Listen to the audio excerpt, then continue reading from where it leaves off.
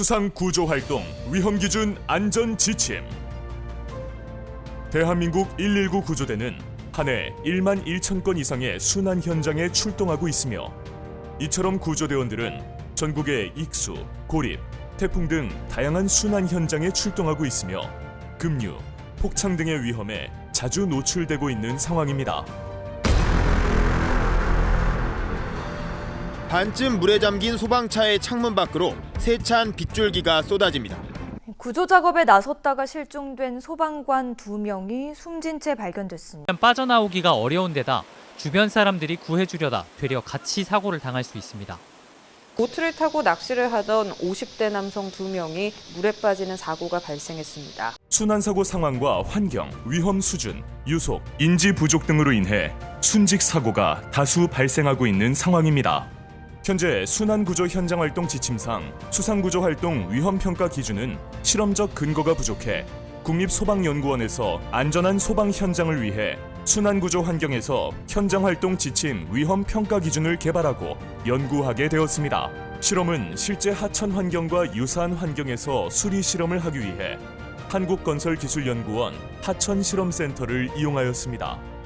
피험자는 현재 순환구조 전문 구조대원으로 나이, 계급, 근무 경력 등을 고려하여 다양하게 구성했습니다. 실험 구간은 상대적으로 유속이 빠르지만 유량이 작은 상류 구간과 유속이 느리지만 유량이 큰 하류 구간으로 나누고, 전봇대와 같은 구조물의 영향을 보기 위해서 상류 구간에는 기둥을 설치한 상황과 기둥이 없는 상황으로 설계하였습니다.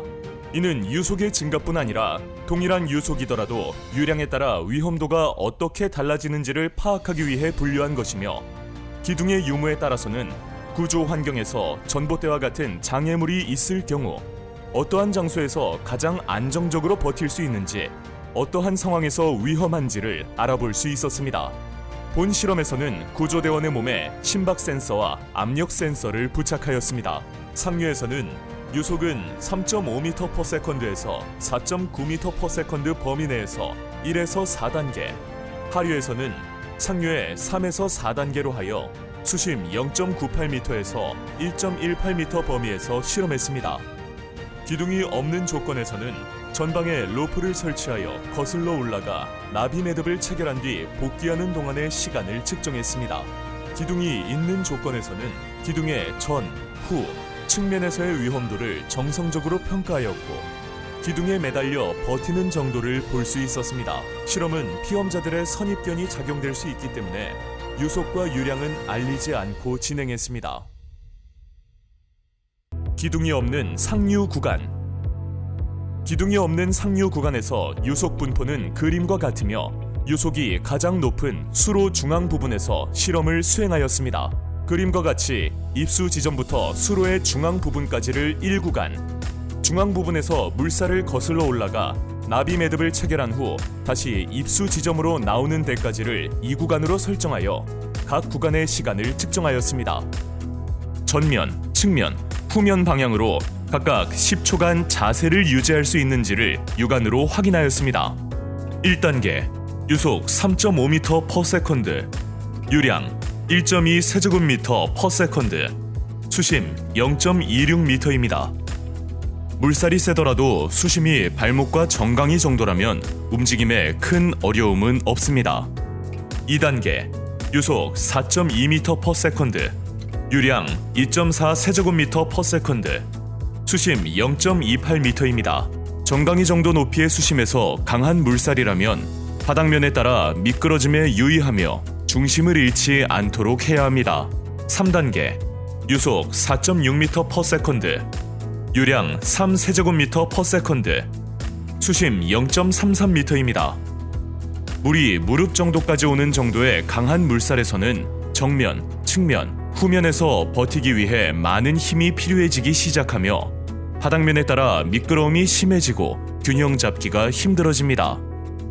버티기 위해선 자세를 낮춰야 하며 안전조치에 유의해야 합니다.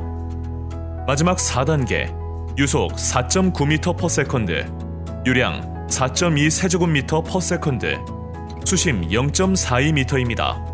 유속이 약 5m/s가 되며 수심이 무릎까지 차오른 상태라면 방향 전환이 매우 어려워지고 앞으로 나아가기가 불가능합니다.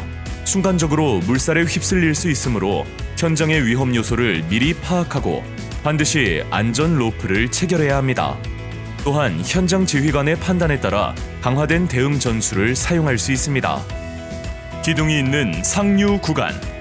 기둥이 있는 상류 구간에서는 기둥을 기준으로 전면, 측면, 후면에서 10초간 자세를 유지할 수 있는지 정도로 위험도를 육안으로 확인하고자 하였습니다. 물살을 등지고 기둥을 껴안고 버티는 자세가 가장 안정적입니다. 기둥이 없는 하류 구간. 하류 실험 구간은 수로의 지형 특성상 중앙보다는 왼쪽 측면에서 유속이 가장 빨랐으며 저속 구간임을 감안하여 왼쪽 측면 부분에서 실험하였습니다. 실험 방법은 상류 구간과 동일하게 진행하였습니다. 구조 대상자를 구조하기 위해 하천을 도하하는 방법으로 3인 쐐기형, 5인 쐐기형, 일렬형으로 실험을 수행하였습니다.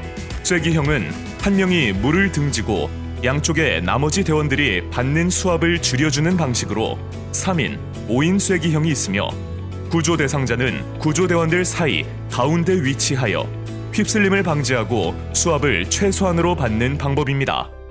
일렬형 도하는 5명으로 구성되며 한 명이 물을 등지고 나머지 대원들이 일렬로 도하하는 방식입니다. 허리 높이까지 오는 정도의 수심이라면 걸어서 이동하기보다 수영으로 이동하는 것이 더 용이합니다. 다음과 같이 순환구조 활동 시 주변에 전봇대, 기둥 따위가 있을 경우 로프가 걸리며 조끼를 벗을 수가 없어서 오히려 탈출을 못할 수가 있습니다. 이를 방지하기 위해 구조 활동 전 로프 체결에 유의해야 하며 꼭 3인 이상으로 구조 활동을 해야 합니다.